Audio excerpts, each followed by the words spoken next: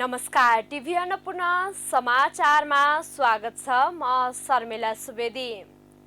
सुरुमा प्रमुख समाचार। शान्ति प्रक्रियाका बाँकी काम 2 वर्षभित्र टुङ्गोमा पुर्याउने प्रधानमन्त्री प्रचण्डको प्रतिबद्धता। सामाजिक न्याय र सुशासन तथा समृद्धिको यात्रामा सरकार अगाडि बढेको जिकिर। मिटर ब्याज पीडितको समस्या सरकारले समाधान गर्नुपर्ने माधव नेपालको भनाई। सहकारीका नाममा देखिएका विकृति र विसङ्गतिलाई नहटाए देशमा भयावह अवस्था आउन सक्ने चेतावनी। वैदेशिक रोजगारको सिलसिलामा विदेशमा मृत्यु भएकाहरूको परिवारले पाउने बिमा रकममा समेत ठगी। वैदेशिक रोजगार बोर्डका एक कर्मचारी सहित गिरोह पक्राउ। भारतमा एकै दिन 6000 भन्दा धेरैमा कोरोना भाइरसको संक्रमण पुष्टि, 14 जनाको मृत्यु। र फिफा वरियतामा नेपालको स्थान सुधार, 6 वर्षपछि अर्जेन्टिना शीर्ष स्थानमा उक्लियो। समाचार अब विस्तारमा। प्रधानमन्त्री पुष्पकमल दाहाल प्रचण्डले शान्ति प्रक्रियाका बाँकी काम 2 वर्षभित्र टुङ्गोमा पुर्याउने प्रतिबद्धता व्यक्त गरेका छन्। नेकपा माओवादी केन्द्र गोर्खाले आज आयोजना गरेको पार्टी कार्यकर्ता भेटघाटमा अहिलेको गठबन्धनले नै लामो समयदेखि थाँतिरहेको शान्ति प्रक्रियालाई टुङ्गोमा पुर्याउने विश्वास समेत प्रचण्डले व्यक्त गरेका हुन्। उनले सरकारको 100 दिनको कामले देशमा विकास र समृद्धिको आधार खडा गरेको दावी गरेका छन्। 100 दिनमा सामाजिक न्याय, सुशासन र विकास थालनीका लागि थुप्रै काम प्रारम्भिक रूपमा अघि बढेको उनको भनाइ छ। उनले जनताले सवारी चालक अनुमति पत्र, पासपोर्ट वा अन्य सेवा प्राप्त गर्दा भोगिराखेका झन्झट र विदेशमा रहेका लाखौं नेपालीलाई सामाजिक सुरक्षासँग जोड्ने कुराको थालनी गर्नु सरकारको प्रारम्भिक चरणको महत्त्वपूर्ण कदम भएको उल्लेख गरे। उनले आफू प्रधानमन्त्री हुँदै गर्दा विदेशी मुद्राको सञ्चित गम्भीर अवस्थामा रहेको भए पनि केही नीतिगत र प्रक्रियागत निर्णयले अहिले विदेशी मुद्राको सञ्चित पहिले भन्दा गुणात्मक रूपमा बढ्दै भइरहेको उल्लेख समेत गरेका छन्।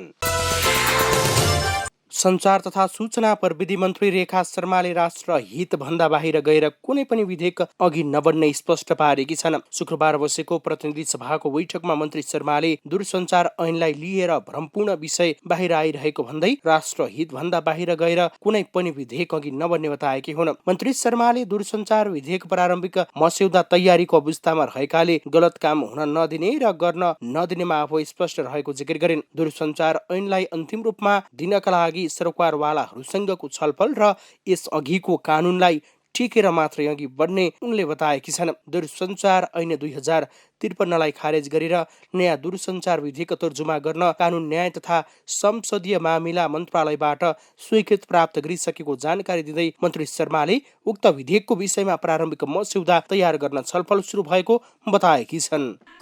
हुलाकीको दरबन्दीको विषय मान्यज्यूले उठाउनु भएको छ। मान्य ज्ञानेन्द्र साईजीले यो विषयमा म के भन्न चाहन्छु भने हो, यो हुलाक हाम्रो परिवर्तित समय अनुसार छैन। हिजोको जुन बेला हुलाकले व्यक्तिगत चिठी पत्र बोक्थे, अहिले हामीले एउटा राम्रो प्रतिवेदन तयार गरेका छौँ हुलाकको विषयमा।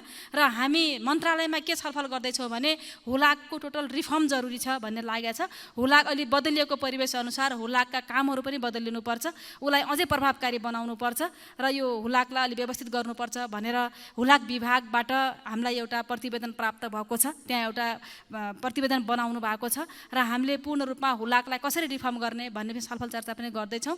र अहिले हाम्रो यो तलब आयोगले एउटा पनि गरेको छ र हामी के सोच्दैछौँ भने हामी संहितामा आयौँ, थुप्रै कुराहरूमा आयौँ, कमसेकम एक हुलाक, एक गाउँपालिका, एक हुलाकको उसमा जानुपर्छ कि भन्ने छलफल र चर्चासम्म हाम्रो बिचमा भइराखेको छ। हामी निर्णयमा पुगिसकेका छैनौँ अझै। त्यसकारण यो हुलाकलाई रिफर्म गर्दै गर्दाखेरिमा धेरै कुराहरू आउनेछन्। त्यस्तै उनले दूरसञ्चार सेवाको गुणस्तर अभिवृद्धि गर्न सर्वसुलभ र सबैको पहुँचमा पुर्याउनका लागि काम भइरहेको जानकारी दिइन्। नेकपा एकीकृत समाजवादीका अध्यक्ष माधव कुमार नेपालले मिटर ब्याज पीडितको समस्या सरकारले समाधान गर्ने बताएका छन्। शुक्रबार समाजवादी सहकारी संगठन नेपालको क्यालेन्डर विमोचन गर्दै अध्यक्ष नेपालले अहिले मिटर ब्याज पीडितहरूको अवस्था विकराल भएको भन्दै सरकारको न्यूनतम साझा कार्यक्रममा समेत त्यसलाई सम्बोधन गरिएको बताए। त्यस्तै उनले सहकारीका नाममा देखिएका विकृति र विसङ्गतिलाई पनि अन्त्य गर्नुपर्ने उल्लेख गरेका छन्। अध्यक्ष नेपालले सहकारी ग्रासरुटको डेमोक्रेसी भएको, सहभागितामूलक लोकतन्त्र भएको भन्दै यसले आम मानिसको सर्वसाधारणको हित र जीवनमा काम गर्नुपर्ने बताएका छन्। त्यसपछि ब्याज चढ्दै जान्छ, ब्याजले सावालाई उछिन्छ र र सबै लुटको एउटा खेतीको रूपमा यसलाई लिने गरेको देखिन्छ। यी सबैका विरुद्धमा अहिले आवाज उठेको छ र हिजो मात्रै नेपाल सरकारको तर्फबाट, वर्तमान गठबन्धन सरकारको तर्फबाट जुन साझा हामी सबैले तयार गरेको न्यूनतम कार्यक्रम हो, त्यो न्यूनतम कार्यक्रम प्रकाशित गर्दाखेरि सुन्नुभएको होला, मिटर ब्याजको नाउँमा जुन अत्याचार भइरहेको छ त्यसको विरुद्धमा सरकारले कदम चालिसकेको छ। एउटा कार्यदल पनि बनाइसकेको छ, कानुन बनाउने कुरामा अगाडि बढिसकेको छ र मिटर ब्याज पीडितहरूलाई अब राहत प्रदान गर्नका लागि, न्याय दिनका लागि सरकार अगाडि बढ्नेछ भन्ने कुरा हामीले सुन्यौँ प्रधानमन्त्रीजीको मुखबाट। कार्यक्रममा संगठनका अध्यक्ष नवराज अर्यालले विश्वमै देखिएको अर्थतन्त्र सङ्कटलाई समाधान गर्न सहकारीहरूले जिम्मेवार भएर अघि बढ्नुपर्ने धारणा समेत राखेका थिए। उद्योग वाणिज्य तथा आपूर्ति मन्त्री रमेश रिजालले सरकारले विज्ञापन व्यवसायलाई व्यवस्थित बनाउनका लागि राष्ट्रिय नीति ल्याउन लागेको बताएका छन्। शुक्रबार काठमाडौँमा भएको राष्ट्रिय विज्ञापन संघ नेपालको प्रारम्भिक साधारण सभामा बोल्दै मन्त्री रिजालले सरकारले विज्ञापन व्यवसायलाई व्यवस्थित बनाउन राष्ट्रिय नीति ल्याउन लागेको भन्दै उक्त नीतिमा विज्ञापन व्यवसाय क्षेत्रको दायरा बढाउन सहयोग गर्ने बताएका छन्। उनले अझै पनि धेरै क्षेत्र विज्ञापन संघको दायरा भन्दा बाहिर रहेको भन्दै व्यवसायीहरूको दायरामा ल्याउन आवश्यक रहेको दावी गरे। मन्त्री रिजालले नेपालमा अन्तर्राष्ट्रिय स्तरबाट सामानहरू बेच्ने गरी पनि विज्ञापन आउन नसकेको बताएका छन्। अन्तर्राष्ट्रिय स्तरबाट पनि यहाँ यो सामानहरू चाहिँ बेच्छन्, तर विज्ञापन चाहिँ अझ दिनले चाहिँ त्यति साह्रो सम्भव हुन सकेका छैन उहाँहरूबाट लिन। त्यसलाई पनि कसरी कानुनी दायरामा ल्याएर सरकारले तपाईहरूलाई अझ मद्दत गर्छ भन्ने चाहिँ म तपाईहरूलाई विश्वास दिलाउन चाहन्छु। अब योभन्दा बढी म तपाईँहरू सामने बोल्ने अवस्थामा छैन।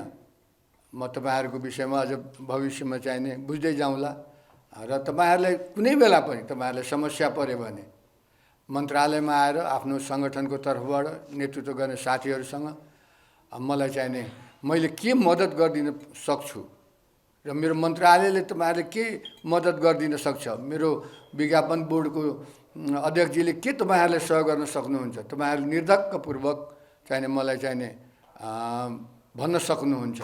कार्यक्रममा राष्ट्रिय विज्ञापन संघ नेपालका अध्यक्ष धर्मेन्द्र काजी श्रेष्ठले देशभर छरिएर रहेका विज्ञापन एजेन्सीलाई एउटै मालामा गाँसेर सबैको हितका लागि सहकार्य गरेको बताए। उनले नेपालमा रहेको बेरोजगारी समस्यालाई सम्बोधन गर्न मुलुकमा विज्ञापन उद्योग स्थापना गर्नतर्फ अग्रसर हुनुपर्ने दायित्व संघको रहेको पनि बताएका छन्।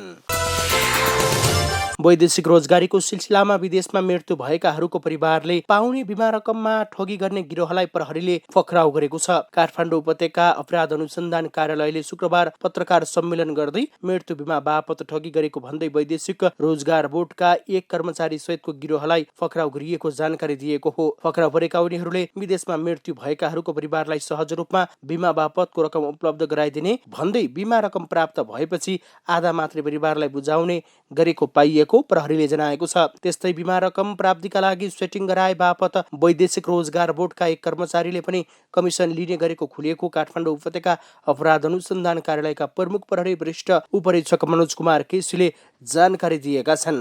प्रकाश बहादुर गोले, रुद्रमान गोले, यो 6 जना हामीसँग छ र हामीले यो बीचमा उनीहरूसँग हामीले बरामद गरेका छौँ। हामीसँग 35 वटा त्यो एन्भेलपहरू, त्यो प्रोसेसिङको लागि रहेको एन्भेलपहरू हामीले बरामद गरेर लिएर आएका छौँ। त्यसैले त्यो अहिले यो पछाडि हामीले त्यो इन्भेलप पनि यहाँ डिस्प्लेमा राखिदिन्छौँ। त्यसैले त्यो एभिडेन्सहरू पनि यहाँले प्राप्त गर्नुहुन्छ। त्यसैले यो विभिन्न पैसा यो विभिन्न कागजातहरू बनाइसकेपछि यो रकम सब बापतको इन्सुरेन्सको रकम चाहिँ ठगी हुने एउटा अत्यन्त तल्लो स्तरको ठगीको नमुना हामीले यहाँ देख्यौँ। त्यसैले यो विभिन्न खालको हामीले डकुमेन्ट्सहरू स्थानीय निकायमा बनाउनु पर्ने, स्थानीय तहमा बनाउनु पर्ने डकुमेन्ट्सहरू उनीहरूले बनाउन सहयोग गरेको अवस्था छ। नाता प्रमाणीकरणको विभिन्न डकुमेन्ट्सहरू उनीहरूले नै बनाइदिने अवस्था बन्छ। यसरी नै उसले नागरिकताहरूको पनि सम्पूर्ण डकुमेन्ट्सहरू लिइदिने अवस्था यदि बनेको छैन प्रतिवेदन निकाइदिने काम पनि उसले नै गर्छ।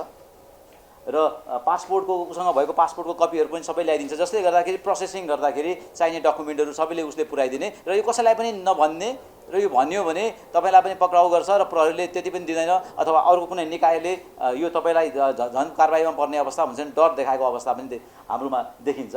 पक्राउ पर्नेमा एक सरकारी कर्मचारी सहित काभ्रेका रामबहादुर तामाङ, सर्लाहीका विनोद कुमार लामा, डिकबहादुर मल्ल, रबिन भन्ने रविन्द्र मोक्तान, त्यसैगरी प्रकाश बहादुर गोले र रुद्रमान गोले रहेका छन्। पक्राउ परेकाबाट नागरिकता राहदानी, मृत्यु दर्ता लगायतका कागजात बरामद भएको प्रहरीले जनाएको छ। बिमा रकममा ठगी गर्ने विषयमा थप अनुसन्धान भइरहेको प्रहरीको भनाइ छ।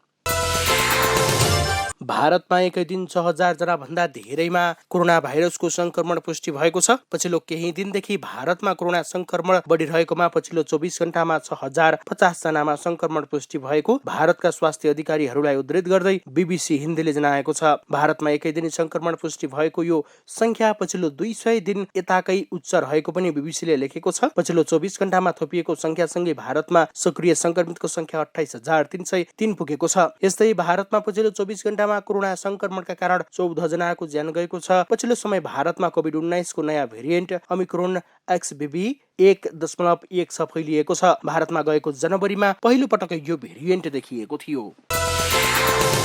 नेपाली राष्ट्रिय पुरुष फुटबल टोलीको फिफा वरियतामा एक स्थान सुधार भएको छ। विश्व फुटबलको सर्वोच्च निकाय फिफाले सार्वजनिक गरेको नयाँ वरियतामा नेपालले एक स्थान सुधार गरेको हो। नयाँ वरियतामा नेपाल 963 अङ्कका साथ 174औं स्थानमा छ। यसअघि नेपाल 175औं स्थानमा थियो। यसैबीच विश्व विजेता अर्जेन्टिना 6 वर्षपछि फिफा वरियताको शीर्ष स्थानमा उक्लिएको छ। पछिल्लो वरियता अनुसार अर्जेन्टिना एक स्थान सुधार गर्दै शीर्ष स्थानमा उक्लिएको हो। यसअघि अर्जेन्टिना दोस्रो स्थानमा थियो। गएको डिसेम्बरमा कतारमा भएको विश्वकपको उपाधि जितेको अर्जेन्टिना यसअघि सन् 2017 मा शीर्ष स्थानमा थियो।